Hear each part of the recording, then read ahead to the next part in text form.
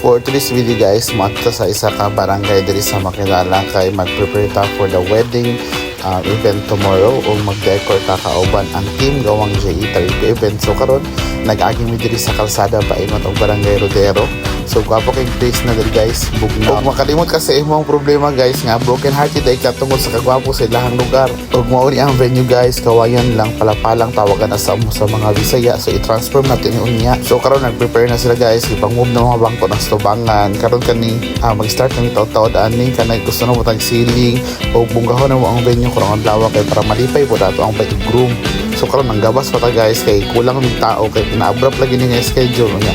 Kulang ini expect nga ang tao na ko is kulangan kaayo. So ako na ning kamo guys para magawas-gawas anang kaway nga sobra dira kay para mabutang og gwapo nga tawo mga tela. Antod na cover up na mo ta ang venue guys. So taud-taud mo transform na nagamay. Antod na abot na mo sa part guys nga natabunan na gyud mo ang ceiling guys. Nag-start na mi sa front decor ug hantod ingani na ang resulta na o di ba?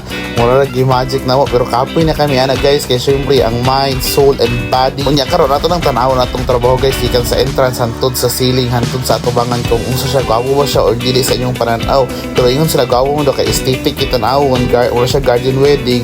So giganahan natong group and bite na guys, gabi pa lang na guys. So karon nag-start na ang wedding ceremony dira sa atong venue guys. So taud-taud ato na pasayawon ang groom para padulong sa bride para mas happy ang mga tao ug labaw manipay ato ang mga client. So syempre guys gusto man naglingaw so atong gipasayo ang groom paingon sa bride. So lingaw kay mga tao dira nagutso-utso pa gyud ang groom.